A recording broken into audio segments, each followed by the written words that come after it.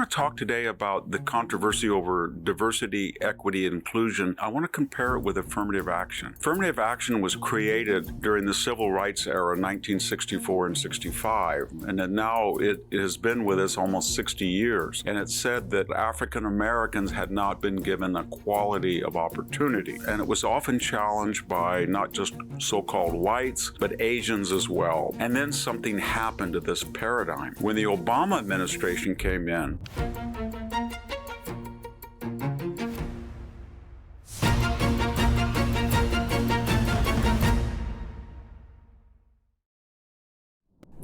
Hello, this is Victor Davis Hanson for the Daily Signal. I want to talk today about the controversy over diversity, equity, and inclusion, but in a little different strain. I want to compare it with affirmative action.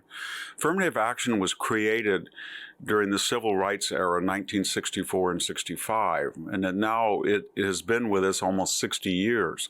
But remember what it was originally designed for: to address the historic racism and oppression of Black Americans through slavery and Jim Crow, de facto segregation in some of the northern states, but de jure segregation in the South.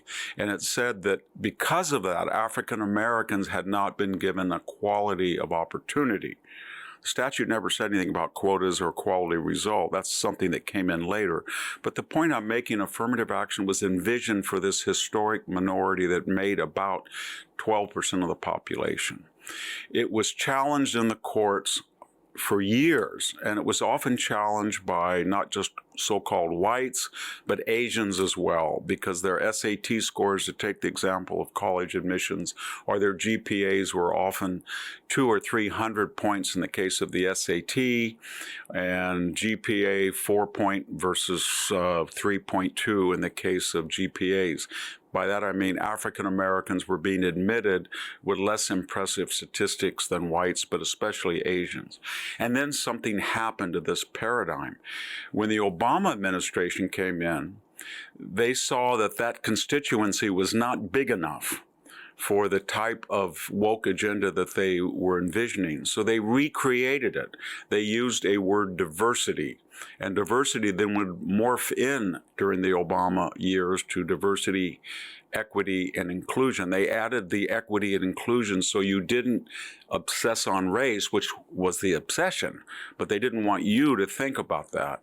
So then all of a sudden, anybody was diverse on one qualification: they were not white. That posed millions of problems, because who is white in a multiracial society? Everybody has different heritages. Is it 1/4, 1/16? Should we use the one-drop rule of the old Confederacy? How do we stop fakers like Senator Elizabeth Warren, etc.? But all that aside, you can see what Obama was trying to do. He was trying to say that the number of people who had been victimized was no longer 12%, it was 30%. And it was based on the idea of systemic racism. If you could not find overt racism in the 21st century, then you had to put adjectives in it. It was systemic. It was institutional. It was insidious. It was like air. You can't see air, but you know it's there. So you had to have air detectors, like DEI detectors, and they would tell us you have to have trigger warnings or safe spaces or microaggressions. This was all an effort to build a victimized class. And what happened was, in the old days, there was an economic element to affirmative action. It was clear that African Americans' income was not comparable to non-African Americans. But under DEI, you could be an immigrant from the Punjab. You could come in from Argentina. You could come in from Taiwan. You could come in from almost any area. And there were actually 16 different ethnic groups with higher incomes than whites. So what happened? People began to say two things. This person who we are hiring because we want to be diverse actually has more money than the people who are being excluded, and has more opportunity, number one. And number two, they have no history of systemic exclusion. How does somebody who comes across the border from Oaxaca on the first day claim that he's been a victim of insidious American racism? How does somebody who comes from Taiwan make the argument that he has been a victim of systemic racism in the here and now? So you had all of these immigrants coming in, and remember, DEI was by intent to coincide with a record number of immigrants, 55 million, 16% of the population. So what did we do? We created a new group, and the result of it was, for a while, 8 years, we got record numbers of Democrat voters among Asians who had been traditionally conservative, under Hispanics, blacks, Native Americans. And then it blew up. And Donald Trump blew that up because he exposed the ridiculousness of it. These people are trying to divide us into a Marxist binary between victimizers and victims. But the people in East Palestine were victims. The people in North Carolina were victims.